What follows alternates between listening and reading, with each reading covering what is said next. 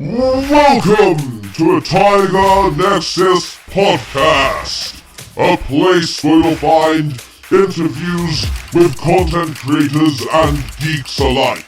Your host, Tiger, has delved upon the Nexus and found interesting content creators and geeks of all fandoms. This podcast is connected to the Zero Hero Network. And now, we dive in with another episode! Hey. Okay.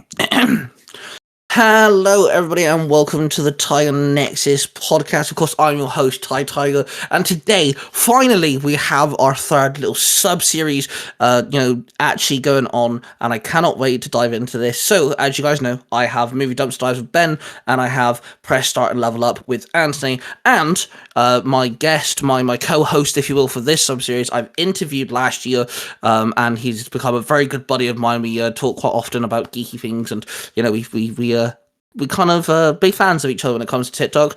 So we are talking about comic books, and this is Between the Comic Panels. And my co-host is none other than ComicNerd101, aka Liam. Yo, bro, how are you? I'm all good, mate. How's you doing? Good. Just, I got rained on a lot today because I was out a lot, and I got rained on. Welcome to UK weather. Yeah, I was gonna say, that's just a staple 24/7. Yes, especially when it's spring. It was weird because the between spring and summer is just awful. Yeah, I was getting rained on, right, and it was actually dark and cloudy, even though not even a mile down the road I could see blue sky. I knew you were going to say that. As soon as you were complaining about getting rained on, I knew it was going to be all sunshine and happy and rainbows just 5 minutes down the road. Legit, it made no sense. Anyway, for our very first addition to this little sub-series, we're talking about, I would say, one of the most popular Marvel, even more, one of the most popular comic book characters of all time. We are talking about Spider-Man, specifically the main universe of Marvel Comics, Spider-Man. So I guess my first question to you is, do you remember the first, comic book of Spider-Man that you actually paid attention to, that you actually read? Do you remember which storyline that was? First comic book? Oh, that's difficult. I thought you were going to say first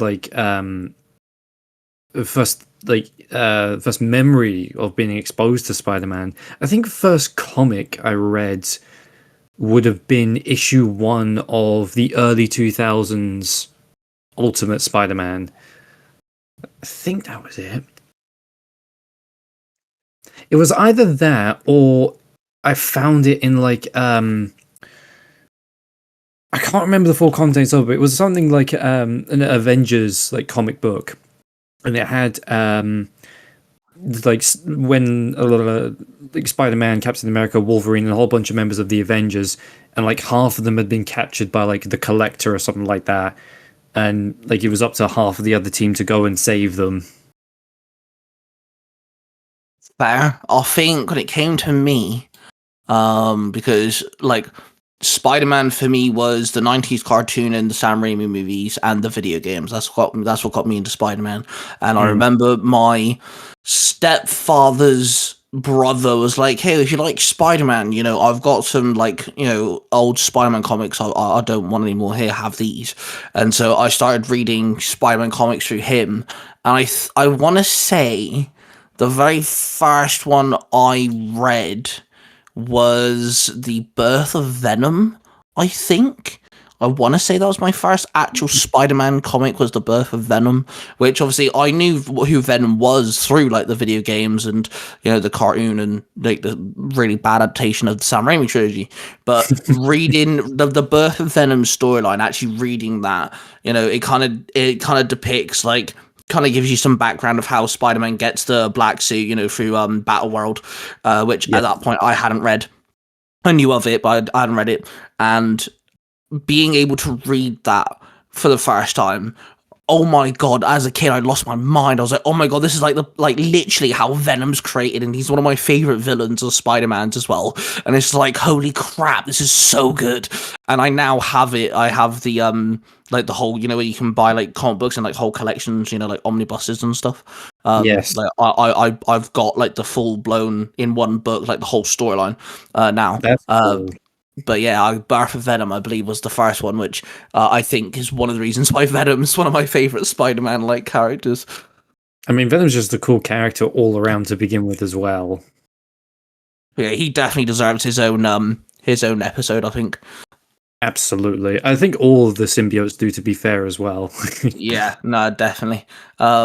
So when it comes to Spider-Man comic books and like the storylines that he's been like when it comes to just him being solo, like sort of what's the storylines that he's had, what would you say is like some of your favorites, and then kind of like, is there any that you've just not been a fan of, like you've read them and just gone, what the fuck's going on in this?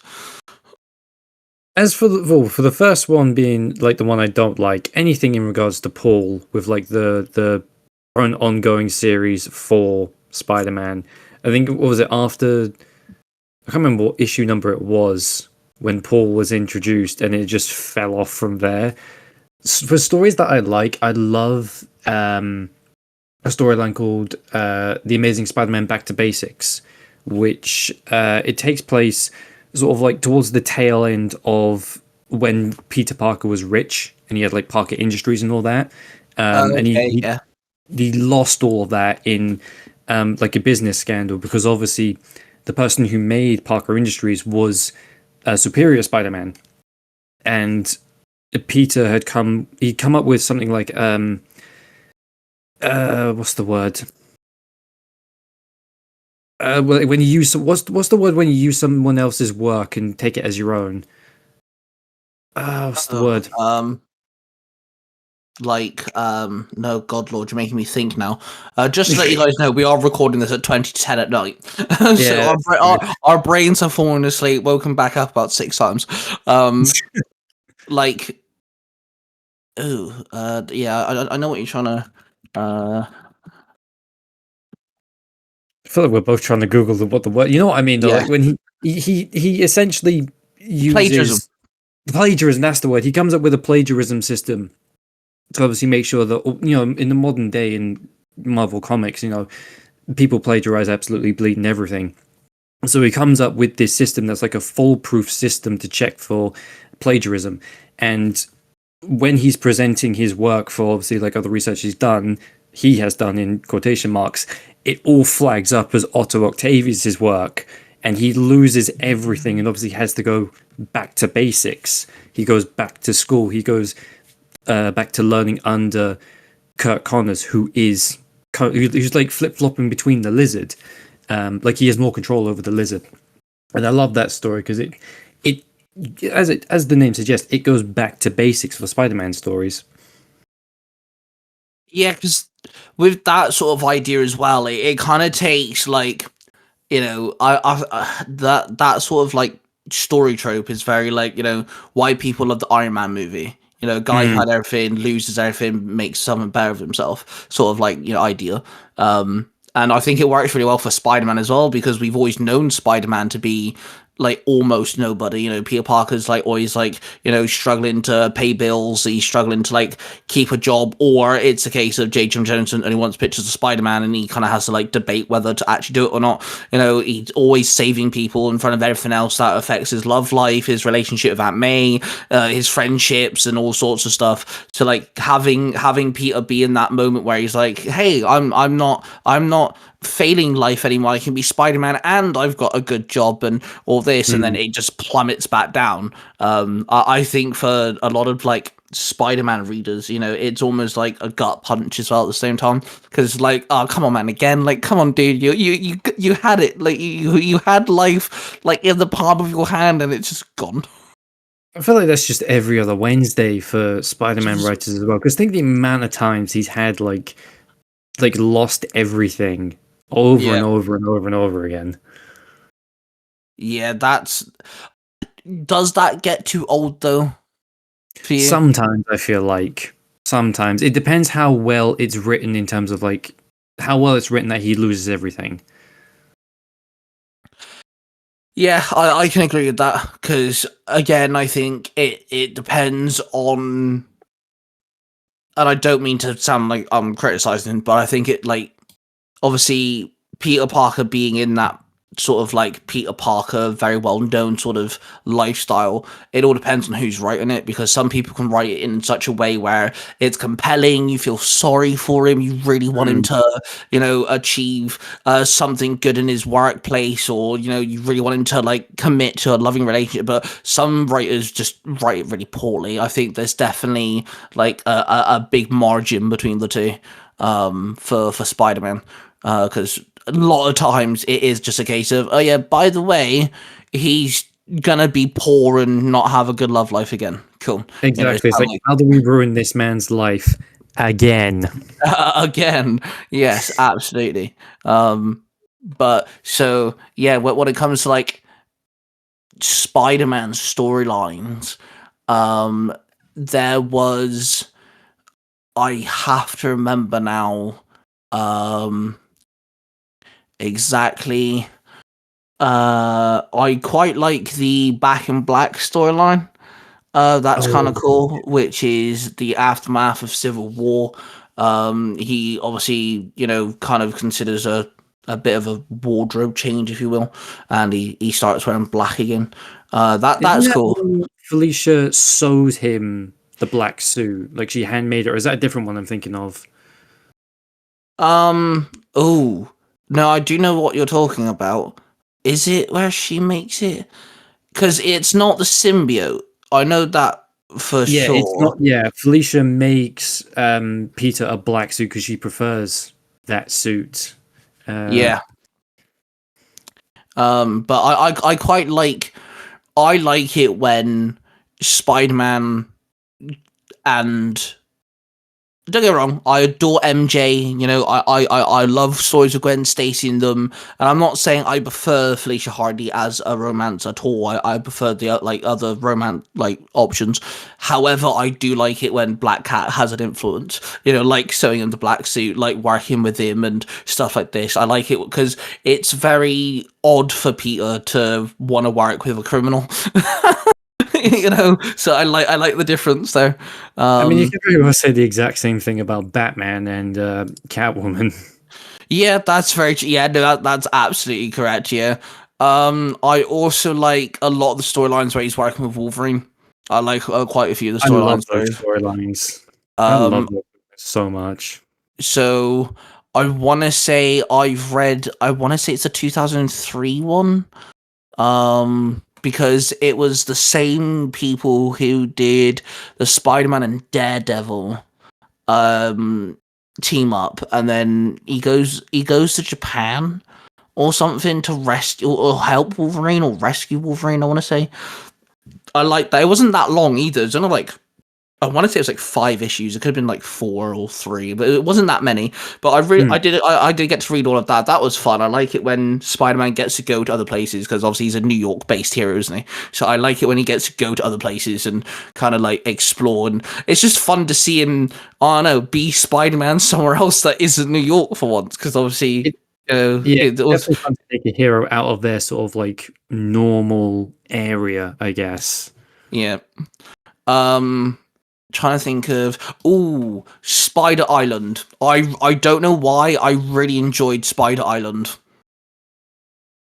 I guess it was just a fun book, I think. It's fun to see other people, and they didn't just do heroes as well, because they did a lot of different heroes got like the powers of Spider-Man, but just random people on the street also just got the powers of Spider-Man. It was just fun to see. I remember the back of the book saying, which is one of the reasons why I bought it. It said, "What do you do when you're got all the powers and the responsibility, but you have to deal with a million New Yorkers who suddenly possess your powers and have none of your responsibility?" And I was like, "Oh my god, that is such a hook! I'm buying this." I can imagine that's what was presented to like people in a board meeting. That's how they presented the concept for the book. Yeah, they're all there like, right, we need a new story for Spider-Man. He's got some ideas, and there's just one nerd in the corner going, what if we gave everyone the powers of Spider-Man, but none of the responsibility? And this man just slams his coffee cup down. Sold. Exactly. Essentially turned Peter into a parent before leaving 2024's Ultimate Spider-Man came out. Yeah, I also quite like some of the designs on the front cover because it shows you like a few different heroes that aren't Spider-Man related. Like you had Captain America in like a glowing suit, which is really cool. Cloak and Dagger had spider-themed suits as well. That was really sick. Black Panther, I also think, was on the front cover. But yeah, that I just really enjoyed that storyline. The whole like idea that we've got not just superheroes donning spider powers, but random ass people. Yeah, exactly. Just everyday people like Peter in a sense when he first got his powers. Because like I remember there's a moment where I want to say it's Hobgoblin.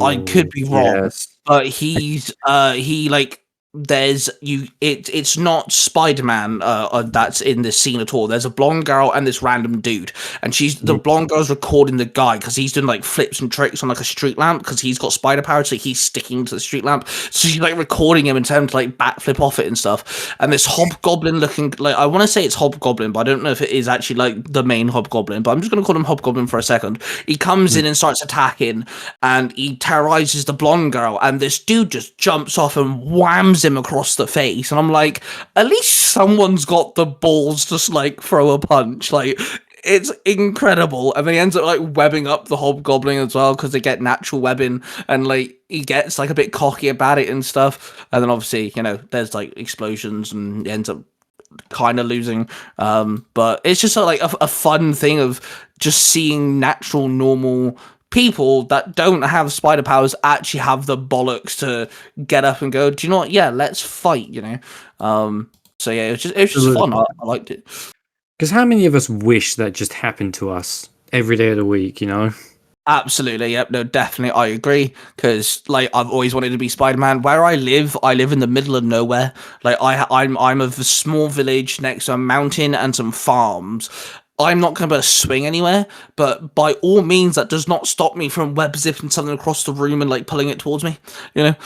Exactly. Or doing the remember, like right at the beginning of Tobey Maguire's first movie when he's like training to aim with the Coke can. Yeah, that's it. So when it comes to comic book storylines, do you have like a favorite villain or like favorite villains like storyline when it comes to like going against Spider-Man? I do love the Green Goblin. I do admit I do love the Green Goblin. Just whenever he appears in a meaningful way, particularly obviously with like with him discovering being the first villain in history to discover his arch nemesis's superhero secret identity. I do have a kind of love-hate relationship with him because of the way like he can be so poorly written at times. Yeah, like it really depends on the writer of what way they really want to go with him. Do they want to go like really, really evil, almost unnecessarily evil, or really goofy? And you can kind of, there's very few writers that like get him right in that sweet spot in the middle,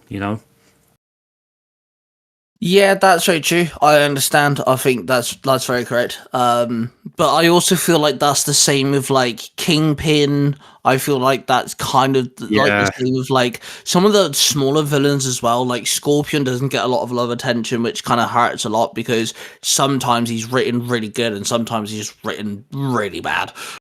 Depending on what sort of Scorpion you want to go with, because obviously Scorpion can be the quite cynical, quite nasty, very tactical fighter, or you can make Scorpion the fool, the gimmick, the end of the joke, essentially. Yeah, that's it.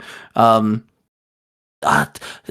agree with it. I say this kind of the same with Hobgoblin as well. I feel like Hobgoblin, whenever like he's the main focus, it's very touch and go for him as well, because there's certain storylines out there where for example, where he's terrorizing the people in Spider-Man. Like I mentioned, that was such a good fight scene, and like he actually seemed like really like menacing as well because he's not fighting Peter, he's just fighting random dudes.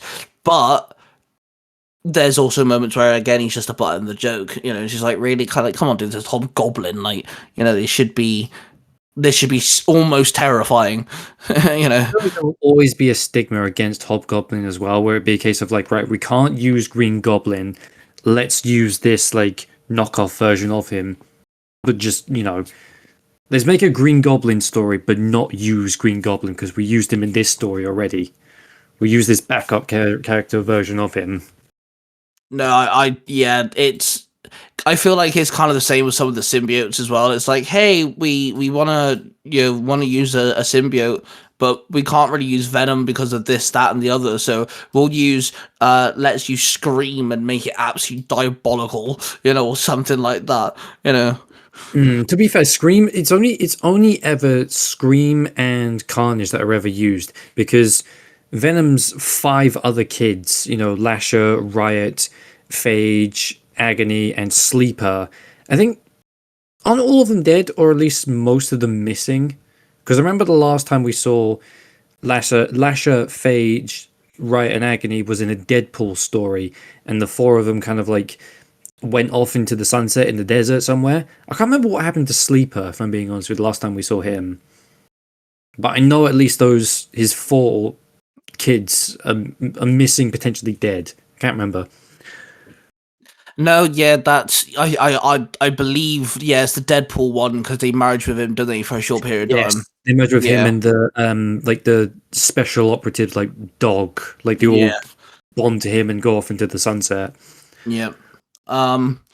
So when it comes to you can answer this question in however way you want to, but when it comes to specific suits that Peter Parker's worn, whether it's like I'm saying art style reason or just the way it's designed or whatnot, do you have a suit that just screams at you, like your favorite Spider-Man design for suits? Mark Bagley, the way he draws that suit, just nothing more needs to be said. The Mark Bagley variant will always scream Spider-Man to me. If we're talking about like 90s era specifically, I do like the Todd McFarlane one. The only thing I dislike about it is how big the lenses are. That's the only thing I don't like about that suit. So Mark Bagley, I believe I know which suit that is. It's got quite the spider logo on the chest is quite small, right? It's not like massive, but yeah. Yeah, I'll grab you a picture if need be. And then, so I think I know which one you're talking about. And yeah, no, when it comes to the eyes for Spider-Man, are you like a fan where it's like the black outline is thick or where it's like more thin? Which one do you prefer? Because quite sometimes some people draw Spider-Man's eyes where, like, obviously they're very animated, so sometimes the black like outline is really like dominant and thick, where sometimes some artists will draw them not as thick. I don't know which one I prefer personally, because sometimes it works. I was gonna say, yeah, sometimes it works both ways. I think I'm more inclined to thin, because it all depends on how big his lenses are to begin with. Yeah, that's true. I'm gonna throw out a suit which I don't actually know ever got used again. But there is a Spider-Man comic book called The Sensational Spider-Man, and I think the storyline is called Self-Improvement, and he goes against a I actually don't remember the bad guy's name, but it's like a fire character. He's like a villain who, shoots flames out of his hands. And he ends up burning Spider-Man's suit, and it ends up hurting Peter quite a bit. And he ends up going, and the Fantastic Four help him out. Johnny, kind of trains with him and stuff, and he ends up getting this fireproof suit, which is all black, and the spider logo's like red, and the legs go like across the torso, then around the side to like the back, and his web shooters actually come out from the top of his hands, and there's actually red triangles on his back of his hands where his web shooters come out. And it's not used, like, I don't think it's ever used since, but it's fireproof. That's the point of it. He actually fights the fire guy again, and it doesn't hurt him. Like, the guy actually like slams him with this fire blast, and Spider-Man just stood there like, okay, and you what next, sort of thing. Like, 'cause he acts quite cocky with him, and he actually tries saving like this little girl. And the guy stood to like a fireproof suit, like what? Like, he's quite shocked. And then Spider-Man's like, yeah, it gets better, and then like webs up his fists, and he's like, fireproof webbing too, and he's like, you're not gonna do much now. And it's a weird looking suit for Spider-Man, but because it's really unique and it stands out, I quite liked it. I wish that if like they ever needed a fireproof moment, they'd dawn that again, because I believe he actually hands it back to Reed. Like, Reed actually opens, if my memory corrects me, it ends with a letter to Reed Richards, and the text on screen is the letter, and it says that like Pete says that he's worried that if anyone sees him running around in an all black suit, that they're gonna panic again, because it kind of reminds Peter himself of like Venom, and he doesn't want like everyone else kind of thinking he's going back to like his more like kind of like yeah. So like he's a bit worried, so he hands it back to Reed, and Reed's like, okay, cool, and it ends with him sewing his suit back up, and that's actually the last panel is him sewing his original suit, which is cool. I do like that. I like the fact there's a reason why we don't see the suit. At least they gave a reason, and it's a good reason too. Like, you know, when he is in the black suit, you know, people got scared of him, and like he was a dickhead to people and things. It's a good reason, but it's just a shame because I like the color contrast between the type of black they went with and then this big dominant red Spider-Man logo, and it's fireproof of all things. You know, it's very Batman, Iron Man-esque sort of like idea, but I'm happy with the reason why he doesn't use it. But it is a cool suit nonetheless. It sounds like a cool suit. I don't think I've ever seen that one before. I will have to send you an image because it is, like I said, it's a bit weird for Spider-Man, but it is very, very good. I do like it quite a lot. Because it is, yeah, I've just googled. Yeah, it's the sensational Spider-Man self-improvement, which is weird because the front cover has him in the black suit, like the actual like black suit, but he doesn't actually wear that. Oh, I see. But yeah, it's a decent suit, to be fair. Then he gets scorched. Oh, well, Yeah, such as like, unfortunately. But I will say, though, I call so much BS that Peter sews that suit by hand. There is no way he's doing that. There have been quite a few iterations where his suit gets damaged, and like Aunt May knows and she sews it, or MJ sews it. Like, that's more believable, I think, if like someone he knows sews it for him. Especially because like I swear to God, there was a joke at one point where it's like he has like two suits that he juggles between because the other one always needs sewing or something, and it's always MJ who sews it or something. I remember that. I don't remember what book that comes from. I vaguely remember what you're talking about, though. So like, I prefer the idea of like there's someone who sews it for him or fixes it for him. I prefer that because like you said, with all just the idea of, hang on a minute, so you need to be Spider-Man, be Peter Parker, be a worker of New York City, be a romantic partner, and also be a like a great nephew of some kind, and you find time to sew a Spider-Man suit. Bullshit. That's what I mean. That's exactly what I mean. There's no way he's doing that by hand. Yeah, definitely. What's your favorite iteration of the Sinister Six? Oh, as in like how they've been written, or in terms of like the team that makes up the Sinister Six, the individual villains? Both. Answer both. Oh, right. Doc Ock, definitely, for Sinister Six. Green Goblin, Electro, Mysterio, Lizard, Kraven the Hunter. You know what? I have to agree. Because to me, they are like the most dominant Spider-Man villains. Absolutely. The only one I might trade out would be potentially Kraven for Venom, because of like those are like what I would kind of dub like the six most popular Spider-Man villains. But I definitely feel like Venom is one of those who like he's better off written on his own fighting Spider-Man, whereas opposed to when you get Doc Ock, Green Goblin, Lizard, Mysterio, Electro, and Kraven the Hunter. I feel like those guys have more of a chance to work together. Plus, with the fact that Venom is technically 2 people as well, so there'd be 7. Yeah, fair. Yeah, I like the 6 you mentioned. I think they're kind of like when I think Spider-Man villains, I think they're the first that I think of. With the addition of like Venom, like you said, I'd throw Venom in there. But I think like they're the most dominant when it comes to like not only being Spider-Man villains, but Kraven the Hunter's fucking gone after Aunt May. Green Goblin's the first person you found out who was. Mysterio's like made everyone believe that Spider-Man's a criminal and like sort of thing. Like these characters alone have done either detrimental like damage or serious physical harm damage to Spider-Man at some point or another, and then working as a team. Yeah, exactly. And plus, we're such like a vast array of different powers across the board that you think wouldn't work together in such good ways, but they do. They really do when you think about it quite hard. Yeah, definitely. I'd have to agree.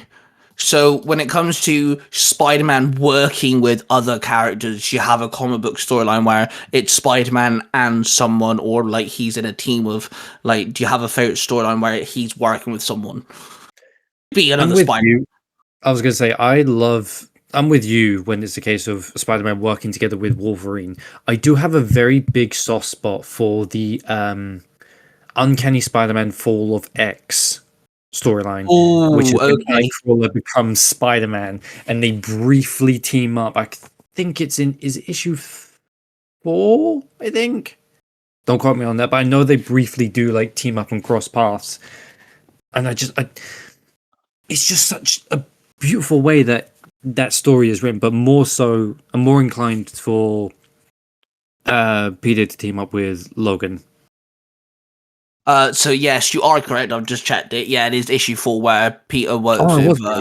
Yeah, you are correct. And can I just say, when it comes to like Spider-esque characters who aren't Spider-Man, I adore the Uncanny Spider-Man. I love the fact that it's Nightcrawler for people as well. Like that cover art for issue 1 is just so good as well. That was the whole reason I picked up that book outside of Nightcrawler becoming Spider-Man. Like it's such a weird idea as well. So like Nightcrawler of all people becoming Spider-Man. But yeah, it's issue 4 where he teams up and they do work together, and it is very cool.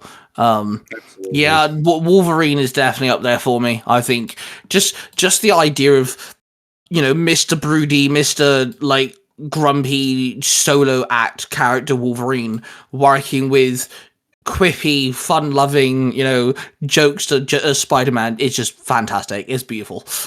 Exactly. It's such a contrast of everything, but it blends so well together because obviously what we see on the surface is not all their characters are. Yeah, definitely. I also think it's a case of like, I think they in a way make each other better because Wolverine shows Spider-Man that like this sort of shit can get hard being a superhero, being a Wolverine's also a mutant, and obviously one of the biggest mutant storylines is they're kind of outcasted from society, where Spider-Man kind of shows Wolverine that hey, you can laugh, you can smile a bit. It's okay to not let loose, but just breathe, if you will. Yeah. So I definitely I believe they work well in that sense as well. Like they almost, without saying anything, they almost kind of like teach each other a good lesson. They're very much like Logan very much brings a certain cruelty and aggressiveness to Spider-Man's like lightheartedness, and vice versa. Peter brings a lightheartedness to Wolverine's coldness and cruelness, and it balances out really well. Yeah, no, I definitely agree. When it comes to like Spider-Man storylines, is there a particular thing that hasn't happened in the comic books that you want to happen in the comic books, like Spider-Man working with someone, something like Spider-Man goes to a different location? Like, is there something we haven't seen yet that you're interested to see?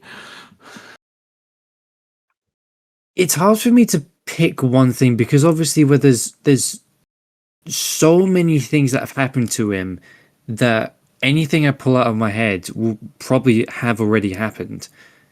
Because the big thing for me, I think for a long time Spider-Man fans, is for him to just be happy and have a long-term relationship, a long-term meaningful relationship with any one of his partners, whether it be Felicia Hardy, whether it be MJ, whether it be Gwen Stacy, whether it be Silk, you know.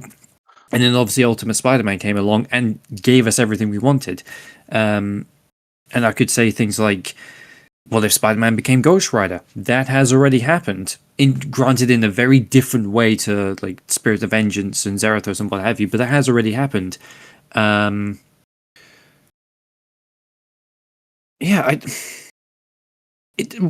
I say has probably already been done, if I'm being honest with you. Yeah, see, like I wrote that question down, and I thought to myself, I don't think either of us are gonna have an answer to that one. Yeah, I generally don't. Like, it's quite hard, to be fair. So when it comes to more modern sort of like, you know, comic books that are kind of like going on now, and things that are happening now, what do you think of DC / Marvel Superman teaming up with Spider-Man? Do you have any thoughts? I'm all here for it. Yeah. I'm all here for it, grinning ear to ear right now. I ordered 2 covers for it. I never order multiple covers for books, and I picked up obviously the original cover for Jorge Jimenez's artwork, and then I picked up the one with the black suit, where they're both, you know, Peter's wearing the black suit and Superman's wearing like the black suit he gets, you know, resurrected in after fighting Doomsday. Yep. I think I've read some of it. I haven't read all of the way through. But this is going to sound really, really, really weird. Bear with me. One of my favorite panels in that, and it's such a simple panel. Like, it's not even super related, but it's the panel where you see them both show each other their passes. So you got Daily Bugle photographer Peter Parker press pass. Oh yeah, And Clark Kent the Daily Planet press pass. That panel just made me grin, bro. I was like, oh my god, that is so sick. They're actually working together, not only as superheroes, but actually in work. That's so good. It's so cute as well. Like, it's just like they get along as well, and it's just like, you know, Superman. Well, Clark Kent, then, should I say, is dorky. You know, so Peter Parker works well with the whole Clark Kent thing. And like, yeah, it's so. I only wish Peter had his glasses on. That's my only one little nitpick. If he had his glasses on when him and Clark are walking through the building to the lift, that would be so much cooler.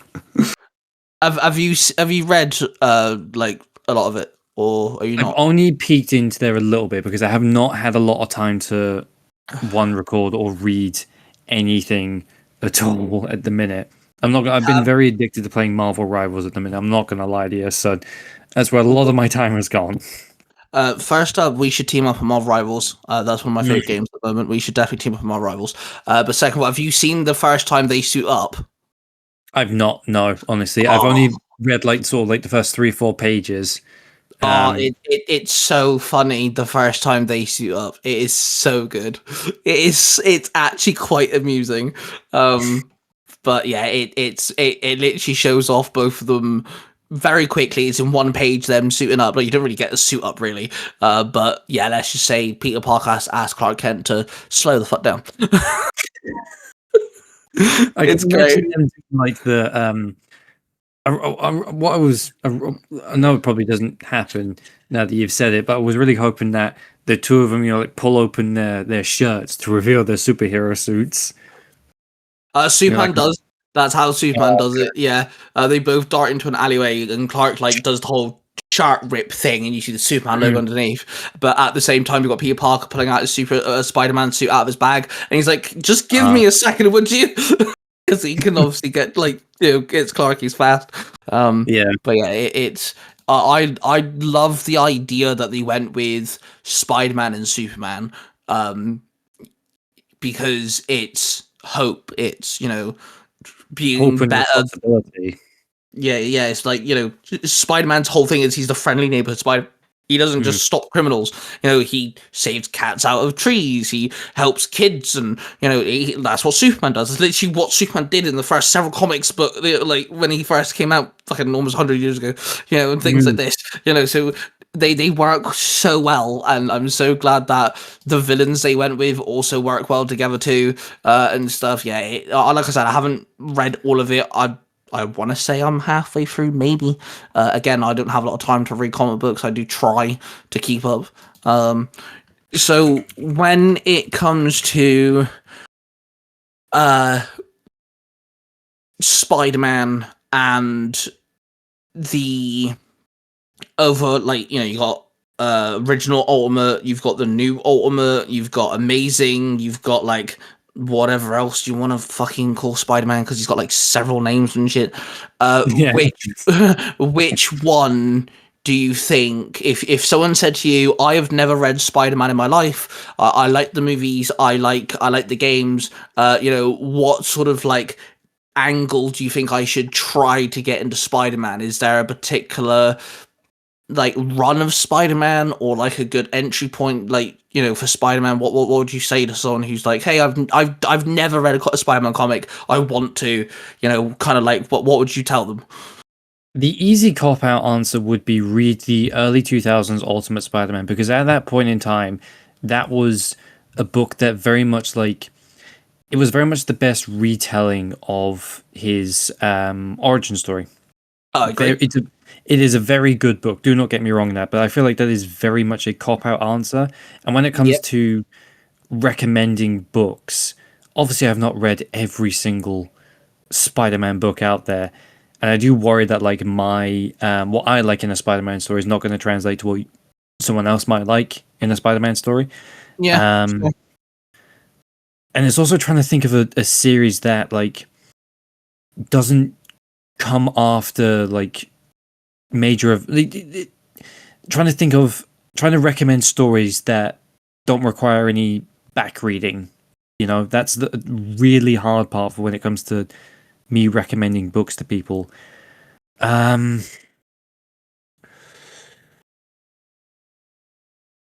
gonna go out on a limb and say read Spider-Man Deadpool Itsy Bitsy, because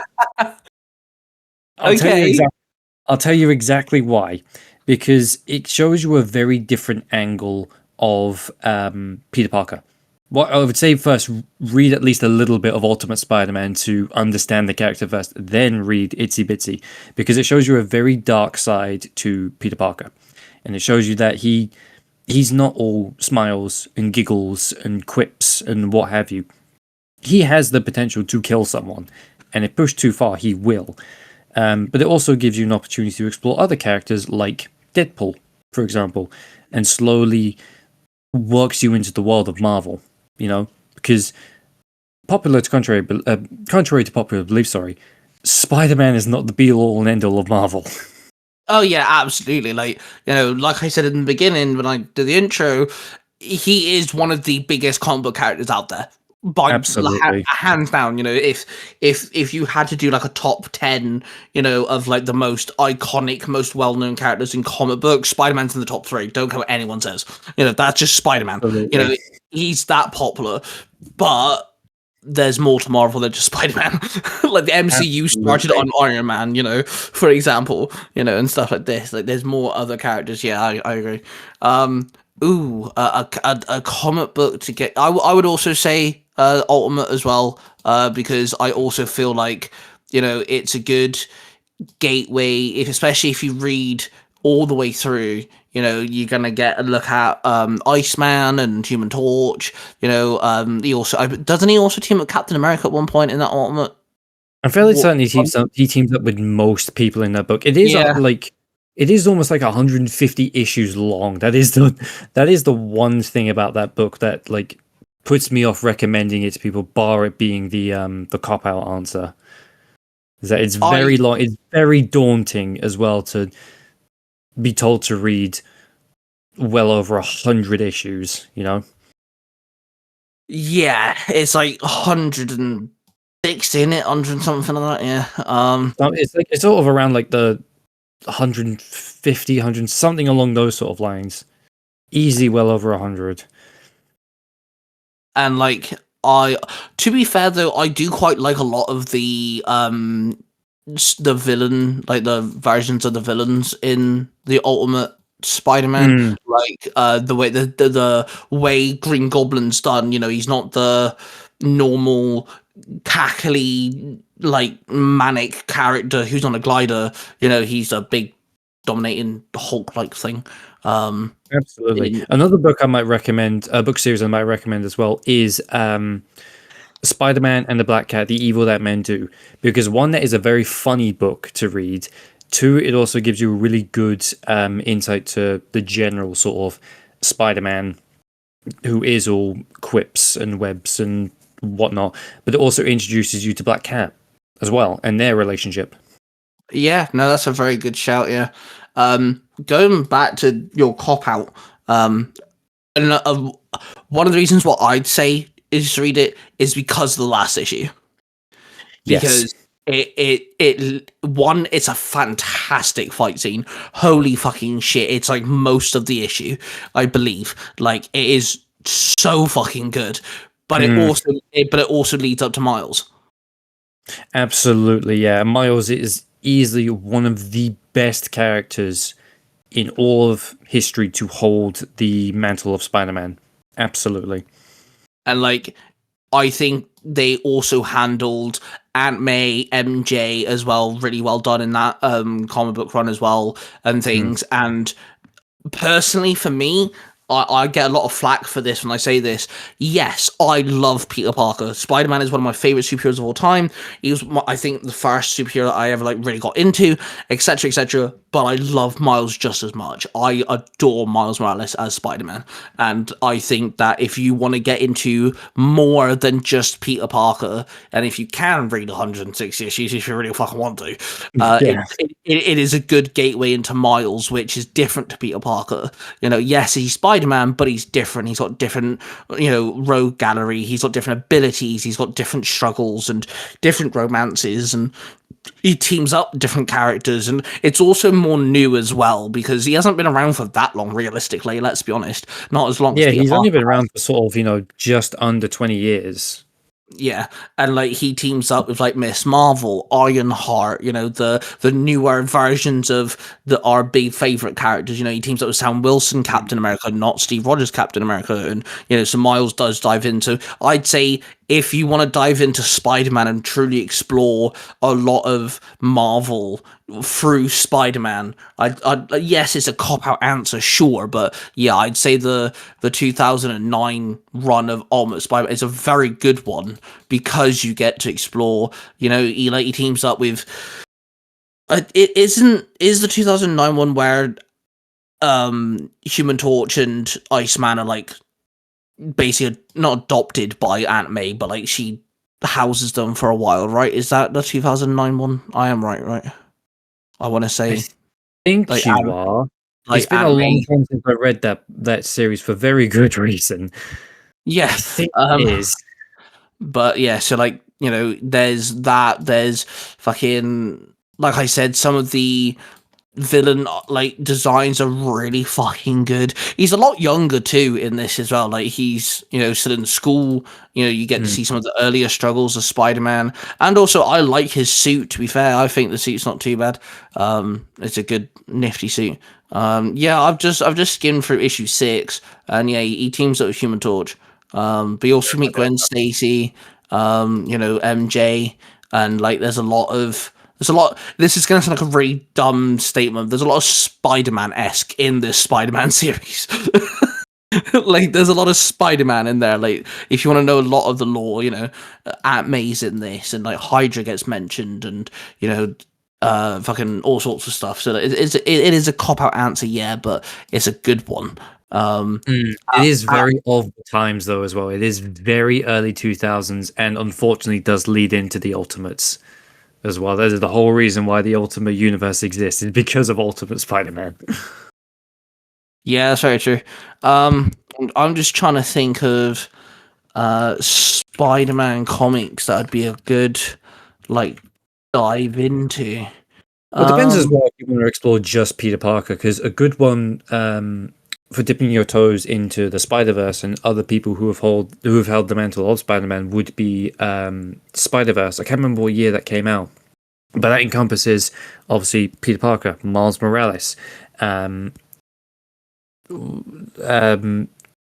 can't remember the name. Spider-Woman, Cosmic Spider-Man. I think Spider-Man Noir is in there. The Scarlet Spider, Ben Reilly, and Kane Parker. Spider-Ham is in there. It explores the Spider-Verse as a whole and dips your toes into plenty of characters. Yeah, that's very true. I think if I had to pick like a good entry point, I want to say Amazing Spider-Man 2018 run. Ooh, because that starts literally with, if I rightly remember, like the first page is him showing MJ, sorry.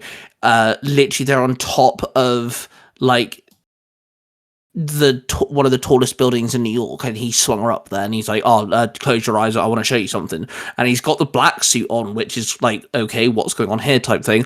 And he literally like uncovers her eyes, and she's like, whoa, like what we're doing up here. And she kisses him, and like the entire time in speech blocks, he's talking about that he's not alone anymore.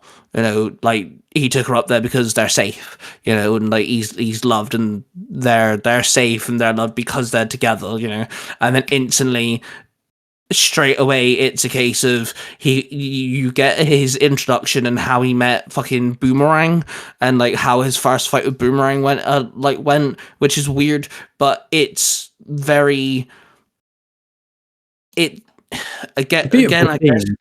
Yeah, I guess it's a cop-out, but there's Kingpin, there's Daredevil, there's Human Torch, he fights aliens and all sorts of stuff. It's very Spider-Man, but I think it's a good explanation and a good way to explore Peter Parker, because, I think in the same issue, he's talking to Robbie about, kind of like, Robbie kind of like fires him, sort of thing, like they're arguing about it, and Robbie's like, yeah, but you're making a big mistake, and he's like, yeah, but I've had to lay off good reporters this month, and like, you're not holding up your end of the bargain, Pete, like, I'm sorry, but this is like literally it, I can't help you here. And then he's trying his best to be in a relationship with MJ, and she's like having dinner with him, she's laughing and stuff, and he just can't do it. He literally puts like his hands in his face, is like, this just keeps getting worse, this is not good. I've been fired, I'm getting my ass handed to me, or else like I need help a lot of the time, like what am I meant to do here? And I feel like it's a very good introduction to the world of Peter Parker, because you also get introduced to Aunt May, and Aunt May gives him a hard time for stuff. You mentioned Black Cat. Black Cat's in this run. So I feel like it's a good introduction to a lot of like the issues and the hardships, and you do see him with MJ, and you do see him let down Aunt May, and you do see him like team up with heroes, and it's everything that you kind of want from Spider-Man, I think. Exactly, because that is the first issue of Spider-Man Back to Basics as well. The reason why I didn't recommend that one is because obviously with the plagiarism and Parker Industries and that stuff. But yeah, as it clearly states, it is a back to basics Spider-Man story, and it does exactly that. Yeah, that's very true. I do absolutely love the design for Lizard though in that run, because So there's good. like I think I want to say like because there's only like 90 something issues, but it's in one of the last issues that he has to fight the Lizard. He teams up with a couple people as well, but his design in that is just ferocious looking. Yeah, it's really It good. really is. It's a lot of the designs in that are very reminiscent of the Invincible art style from the comics. So Yeah, that's if you true. like the style of Invincible from the books, you'll love this book. That's also an amazing book too. The team up comic book for Spider-Man and Invincible. Hmm. That's another good team up one as well. I like that a lot because obviously rights and everything when the Invincible animated cartoon did the whole multiverse thing, they weren't allowed to do Spider-Man, so they made up a character for the animated series. Now I didn't read Invincible until after I watched the first couple seasons, so I was like, hang on, is that meant to be Spider-Man? So I googled it. I was like, oh my god, he actually teams up with Spider-Man. Fuck! So I read that. And I was like, oh my god, this is so good. He fights Doc Ock with Spider-Man. That's awesome. I love it when independent comic companies independent comic runs, go so big that they team up with people like that. When Spawn teamed up with Batman, I lose my mind every time that happens. Yeah, absolutely. Especially when it's like really well beloved character, like you mentioned, Spawn. So many people love Spawn. So many people do. And so for the fact that like Spawn was able to team up with like again, Batman's like, one of the biggest comic books of all time, especially for DC, so like that combination there alone is just awesome. But anyway, we have been talking for almost an hour, and I don't want to hold you for too long, so I appreciate you for coming on, because it is now like 10:30 at night, so I appreciate you for jumping on and finally starting our little sub series here. I feel like we're gonna have to like spend some time talking about certain characters, and then also spending some time talking about specific comic books, like the actual like run itself. Especially like event comics, like for example, the Infinity War comic book run, or Crisis on Infinite Earth, like that, like the big ones. But also there's certain characters that are villains that have had their runs. Like I've been reading a run on Morbius, the Spider-Man villain, and it's actually a run on him, and it's actually pretty good. It's not perfect, there's definitely some flaws, but I've quite liked it. So like I feel like between the pair of us we can come up with like some suggestions, and like get each other to read certain things, and yeah, I feel like we can have some fun with diving into characters, comic book runs, and that sort of thing, and just have some fun talking about comic books. Have fun with it, hey. Well, thank you very much for jumping on and talking with me, bro. I appreciate you. Of course, if people want to check out your TikTok, please promote yourself. Oh, cheers. So yeah, you can find me on TikTok at ComicNerd101, and that is currently where I'm only at. I'm exclusive to there. And he does a really good job by that. I really enjoy watching his videos, so definitely check him out there. And of course, if you're listening on the podcast platforms, give us a rating and everything. Of course, if you're on YouTube, please subscribe. We're so close to 100, like 60 something. Like, please, like, we're trying to get there. Like, come on. And of course, do let us know in the comment section your favorite Spider-Man run. And of course, let us know your favorite Spider-Man villains and all that good stuff. Don't forget, of course, Roar of Passion. We love you all, and we shall see you guys in the next one. See you later.